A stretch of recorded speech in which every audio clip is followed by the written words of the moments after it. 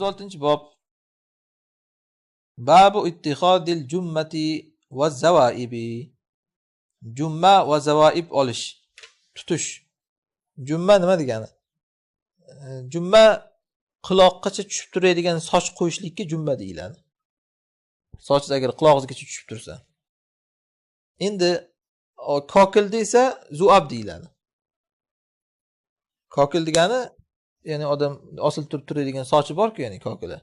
Shuni zuab deyiladi. Xullas, soch qo'yish degani, jumma bilan zuab osiltirib soch qo'yish degani.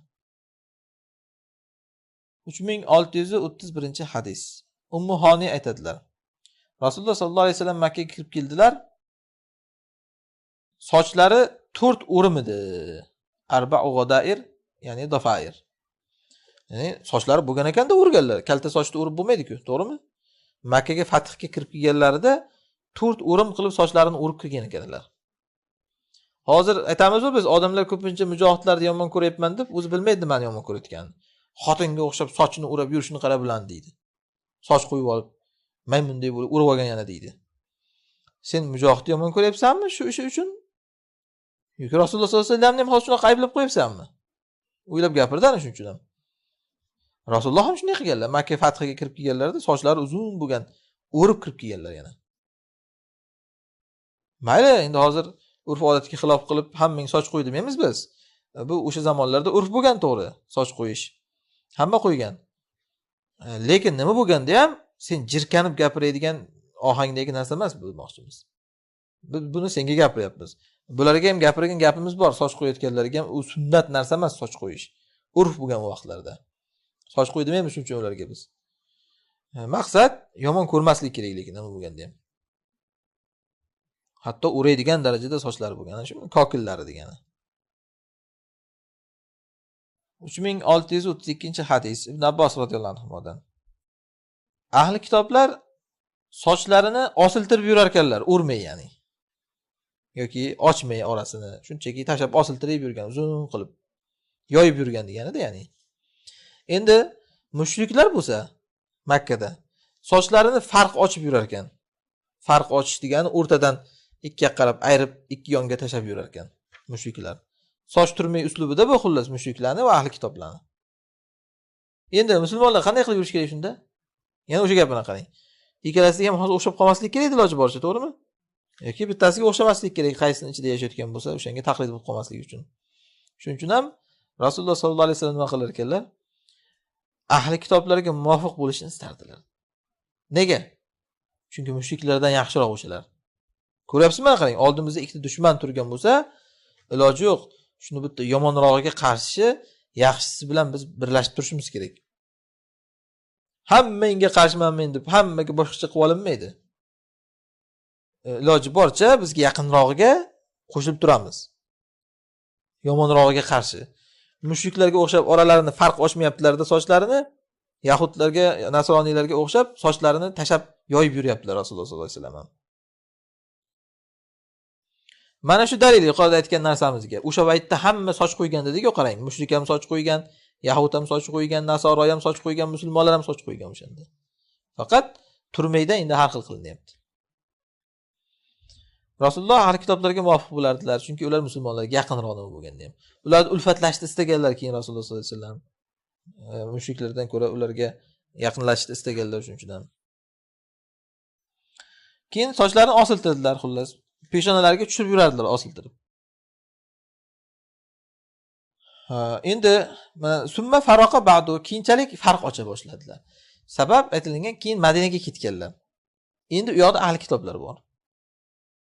Bilamizki, endi ularga u yoqda xilof bo'lish kerak. U yoqdagi dushman o'shalar. Shuning uchun ham nima qilganlar endi?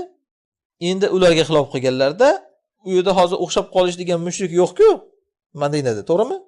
Shuning uchun ham Madinada sochlarini farq ocha boshlaganlar keyin. Ana shu yuqorida aytgan narsalarimizga dalilki, kofirlarga taqlid qilish degan narsa zamonga, makonga qarab o'zgarib ketaveradi. Ba'zi joylarda bir narsa kofirlarga taqlid, ba'zi joylarda taqlid emas. Masalan, Makka da hozir sochni farq ochib yurilsa, ularga o'xshab qolish bo'lardi. Madinada esa aksincha, soch tashab yursa, endi yahudlarga o'xshab yurish bo'lib qoladi. Shuning uchun aksini qilyaptilar. Ana shu tushunmagan odam tuturug'ing yo'q seni deydi. Bunday qilasan, bunday qilasan deydi. Seni tuturug'ing yo'q aslida. Nima uchun, qachon nima qilish kerakligini bilmaysan. Xullas, ochib yurisham, farq ochib yurisham, tashab yurisham joiz ekan, ya'ni. Kofirga o'xshamaydigan suratda qilish kerak, iloji boricha. Shundan bilamizki, kofirlarni soch turmaylarida turmay qilish ham ularga taqlid bo'lib qoladi. Hozir futbolistlarni sochida qilib soch qo'yadi. Shunaqa narsalar taqlid hammasi bu. Harom. 3633-hadis. Oysha radhiyallohu anha aytadilar: Men Rasululloh sollallohu alayhi vasallamni boshlaridagi liqildoqlari o'rnidan ortidan shuni sochlarini farq ochib qo'yardim. So'ngra peshonalarini osiltirib qo'yardim. Nima degani?